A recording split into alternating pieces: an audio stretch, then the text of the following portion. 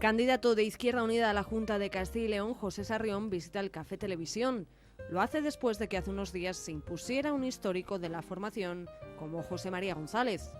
Una victoria con la que Sarrión entiende que Izquierda Unida sale reforzada y que demuestra la pluralidad que existe.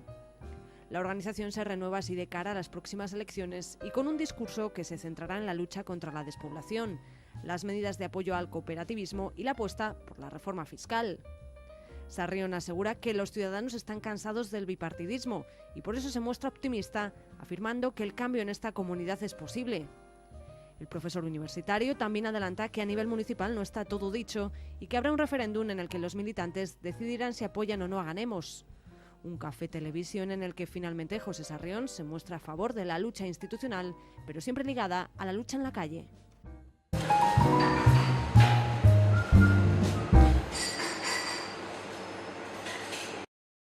Yo creo que es posible porque nunca habíamos visto que hubiera una actitud tan crítica contra el bipartidismo, contra el neoliberalismo, que hubiera un hartazgo tan fuerte. Nunca habíamos visto un sentir tan crítico en esta comunidad. No es una mera cuestión generacional ni una mera cuestión de caras nuevas. Lo que hay que cambiar son las prácticas políticas. Lo cierto es que al final son los militantes los que van a decidir a través de un referéndum, no solo en Salamanca, en más sitios se va a hacer, en Palencia se va a hacer uno, por ejemplo, y en más sitios fuera de Castilla y León se harán.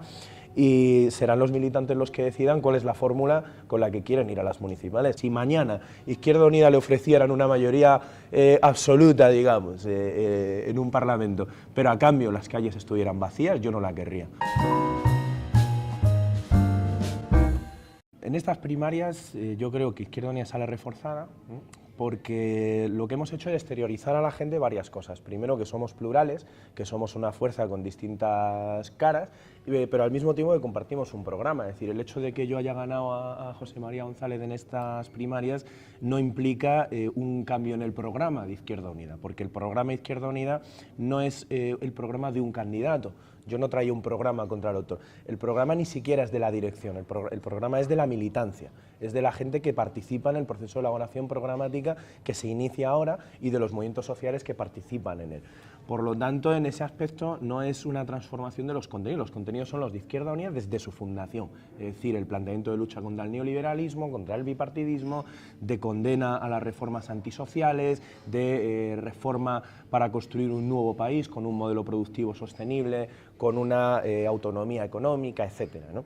¿Qué es lo que sí se plantea ahora? Pues que vamos con una organización renovada, no solamente en lo estético, digamos, sino que el discurso que yo defiendo es un discurso de radicalidad democrática, de decir las cosas con mucha claridad y de huir de eso que se llama ahora corrección política, que parece que se está imponiendo cada vez más y con la que hay que romper, porque eso es lo que ha provocado el hartazgo de los ciudadanos. Por parte del bipartidismo lo que estamos viendo es más de lo mismo, o sea, lo que estamos viendo es un discurso hueco que a la gente le tiene muy cansada.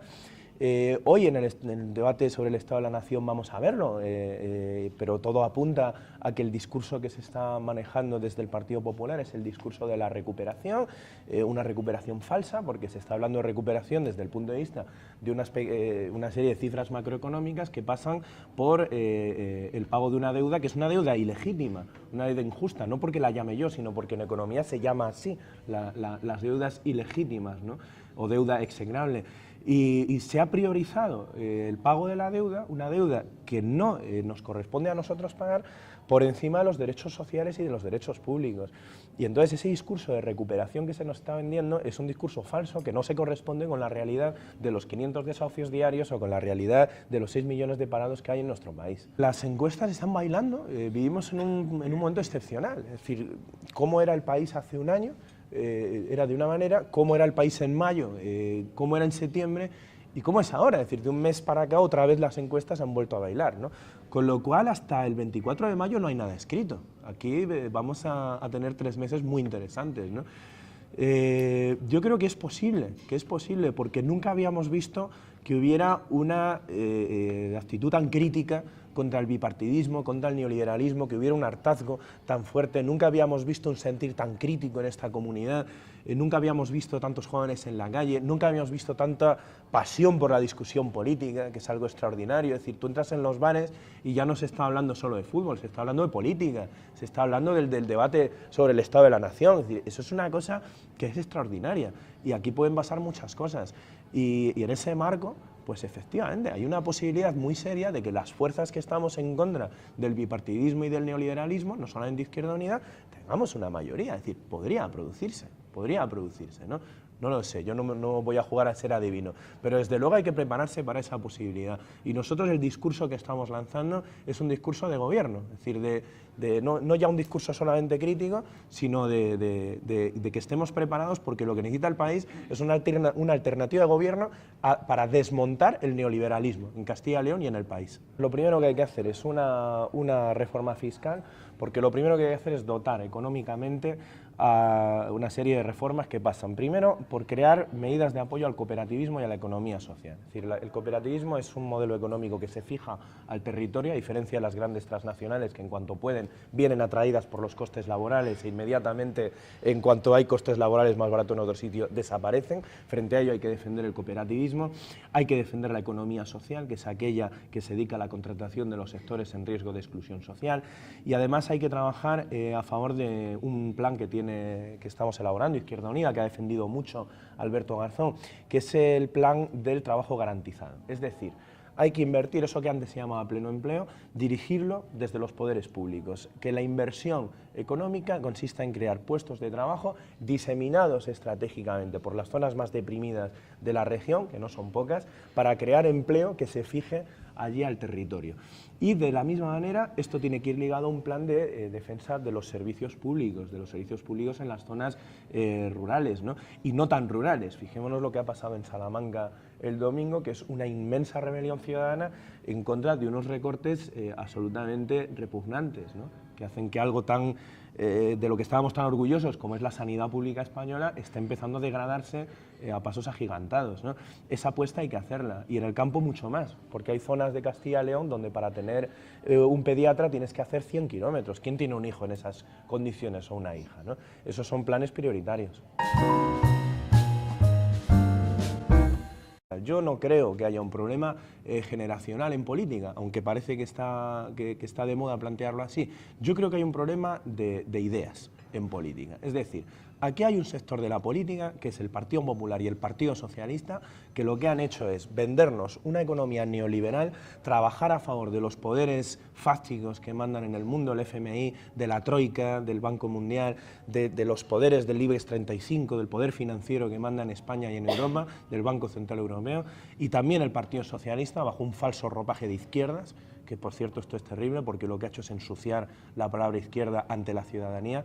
Y frente a eso lo que nosotros planteamos es una transformación, una renovación de la política, defender una política donde la economía esté al servicio del ciudadano, una política donde la ciudadanía sea la centralidad y donde se pueda hacer una ruptura con ese inmenso acuerdo tácito que hay en nuestro país por parte de la gran mayoría de los políticos, por los que parece que hay cosas que son intocables.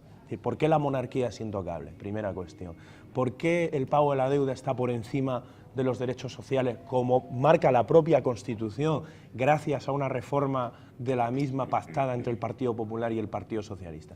Esa es la renovación que hay que plantear. No es una mera cuestión generacional ni una mera cuestión de caras nuevas. Lo que hay que cambiar son las prácticas políticas y hay que atender al llamamiento que ha hecho la gente de que la política no puede seguir siendo más de lo mismo, que es políticos al servicio de los banqueros y punto. Hay que renovar hacia otra cosa. La Izquierda Unida Julio Anguita se adelantó 20 años.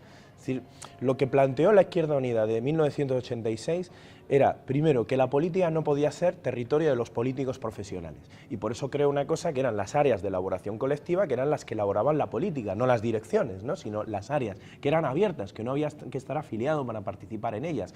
Esto, fijémonos que se adelanta más de 20 años al 15M, es decir, a lo que luego la ciudadanía ha salido a reivindicar a partir de la crisis económica, y se adelanta.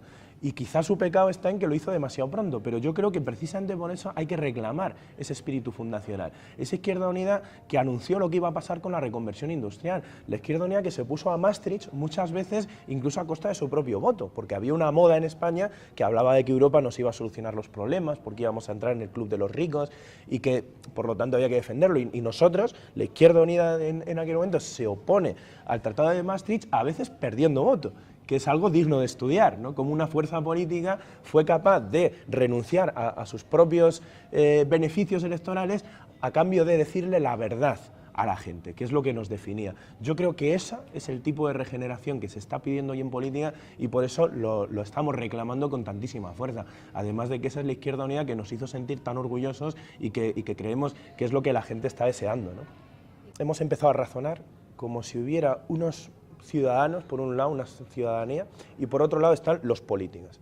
Entonces, ese esquema ya, ¿no?, de los ciudadanos por un lado, los políticos por el otro, ahí empieza la corrupción, porque ahí empieza el descontrol. Ahí está cuando los ciudadanos votan cada 4 años, hay unos políticos que les tienen que arreglar los problemas, que tienen unos enormes privilegios y nadie les controla, y ahí empieza el problema. ¿Dónde empieza la honradez en política? Pues no en función de que un político sea más o menos honrado, venga de su casa, sino en que haya un control ciudadano, es decir, romper esa brecha.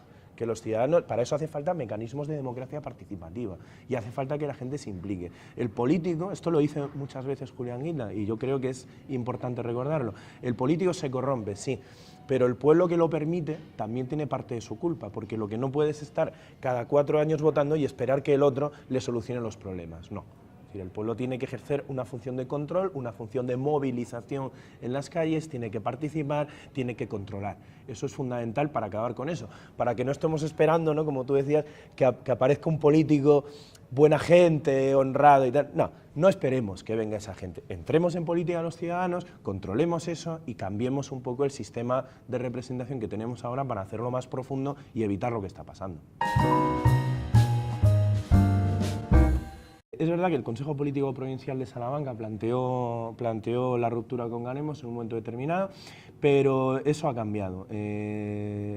La Secretaría de Convergencia Federal de Izquierda Unida abrió la puerta a que Izquierda Unida pudiera trabajar en ámbitos de agrupación de electores, y ayer precisamente se han reunido los militantes de Izquierda Unida Salamanca Ciudad en una asamblea en la que yo he participado, y lo que han aprobado por mayoría absoluta es que se va a convocar un referéndum para que sean los propios militantes de Salamanca los que decidan si participar en Ganemos o no, porque entendemos que una opinión de una dirección está bien, pero quien tiene que decidir es la militancia. Por lo tanto, lo que hemos decidido es que se haga un referéndum en Salamanca Ciudad para que los militantes de Izquierda Unida decidan si seguir o no. Y si los militantes de Salamanca Ciudad de Izquierda Unida deciden apostar por Ganemos, que yo creo que sería lo mejor, porque yo creo que la unidad es muy buena, si así es lo que se decide, pues se respetará desde los órganos de dirección de IU. Todo esto viene a partir de una discusión en torno a qué forma jurídica debía adoptar los diferentes procesos de convergencia que se están produciendo desde la base. Pero en todo caso eso se está solucionando orgánicamente, es decir, estas diferencias de sensibilidades que en un momento dado nosotros tenemos la costumbre de exteriorizarlas, y es verdad que a veces puede dar sensación de jaula de grillos, pero bueno, lo cierto es que al final son los militantes los que van a decidir a través de un referéndum, no solo en Salamanca, en más sitios se va a hacer, en Palencia se va a hacer uno, por ejemplo, y en más sitios fuera de Castilla y León se harán, y serán los militantes los que decidan cuál es la fórmula con la que quieren ir a las municipales, porque nuestra filosofía es la de la unidad.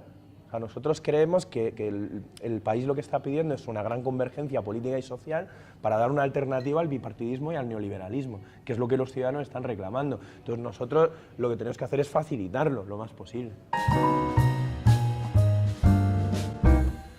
Grecia es un pequeño país del Mediterráneo que se enfrenta a los inmensos poderes financieros de Europa y yo diría que del mundo. Fijémonos. Ellos han ido a renegociar la deuda, que es el mandato que les dio el pueblo griego, ellos han ido a renegociar y les han dicho que no tienen nada que hacer. ¿Y entonces qué ha hecho Syriza? Llamar al pueblo a la calle, llamar a la gente a la calle. Es decir, Syriza sabe perfectamente que ellos solos con el gobierno no van a ser capaces de transformar las cosas, que necesitan al pueblo griego movilizado, porque en la movilización es donde el poder se materializa, ¿no? Decía un filósofo, Foucault, decía que el poder no se tiene, sino que se ejerce, y el pueblo ejerce su poder a través de la movilización. Sin eso no hacemos absolutamente nada. Si mañana Izquierda Unida le ofrecieran una mayoría absoluta, digamos, en un parlamento, pero a cambio las calles estuvieran vacías, yo no la querría, porque seríamos incapaces de aplicar las reformas que queremos si el pueblo no está en la calle demandándolas. Por eso creemos que la lucha institucional no es una finalidad en sí misma, aunque es importante, y es una batalla que es muy importante, pero junto a la lucha institucional tiene que haber una lucha social y una serie de luchas callejeras, porque la lucha está ahí. Quizá salir a la calle no estaba generando resultados, y yo creo que se ha demostrado que no, porque ya el consejero está empezando a recular, ¿no?, a raíz de la manifestación.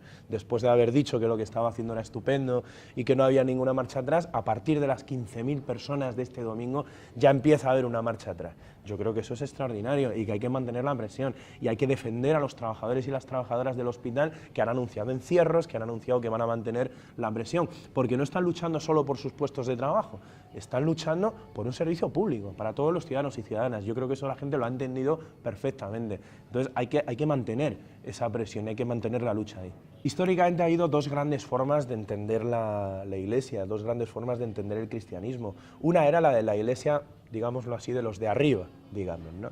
Es decir, la Iglesia como institución, como organización, que desarrolla sus propios intereses, porque no olvidemos que la Iglesia es el Estado más antiguo de la humanidad, y eso desarrolla intereses políticos como todo Estado, es decir, intereses expansivos, intereses económicos, intereses bancarios, que ni siquiera Ratzinger fue capaz de eliminar, es decir, tiene una perversidad como toda institución, y en este caso hablamos de una institución muy grande, muy poderosa y muy antigua. Frente a esa visión está la visión de la gente que ha entendido siempre que el mensaje de Jesús es el mensaje del pueblo, es el mensaje social, es el mensaje de los que sufren, de los pobres, de los que tienen hambre. Y eso está en conexión, y ha habido muchas conexiones históricas con la izquierda. En América Latina es un ejemplo, es decir, los ejemplos de El Salvador, de Nicaragua, en Brasil, lo que fue la teología de la liberación, pero también en España. Aquí en Salamanca, por ejemplo, hubo un cura que se llamaba Diamantino García, nació aquí, aunque se fue muy jovencito a Andalucía, que fue fundador de un sindicato revolucionario, un sindicato de izquierdas, de jornaleros, de trabajadores del campo, y era una persona de izquierdas. Aquí tenemos en barrios de Salamanca, tenemos al párroco, por ejemplo, de Buenos Aires, o al de Puente Ladrillo, que hacen una labor social extraordinaria, ¿no?, y que no son para nada enemigos de la izquierda, ¿no? En Valladolid tenemos la corriente Somos Iglesia, con también compañeros cristianos de base que se identifican con una práctica política de la izquierda, ¿no? Yo creo que hay que distinguir lo que es la cúpula de la jerarquía eclesiástica, que a mi juicio tiene muy poco que ver con la religión y con el mensaje de Jesús, sino que tiene unos intereses propios como Estado, y hay que distinguir luego lo que es el mensaje, que es el que lleva a la gente que está en las parroquias, desde recogiendo ropa hasta haciendo planteamientos más críticos con la sociedad. Recordemos Montoro cuando criticó a Cáritas porque decía que el informe Foessa de Cáritas, que lo que condenaba era la inmensa cantidad de sin techo que había en el país, y de repente el ministro Montoro se le ocurre decir que son poco menos que unos bolcheviques. Y lo que dijo literalmente a los de Cáritas es que estaban pidiendo una economía de intervención estatal, y eso era algo de rango bolchevique. Es decir, el Partido Popular, cuando la Iglesia deja de interesarle, empieza a llamarles rojos. Fijémonos el cinismo, ¿no?, que hay.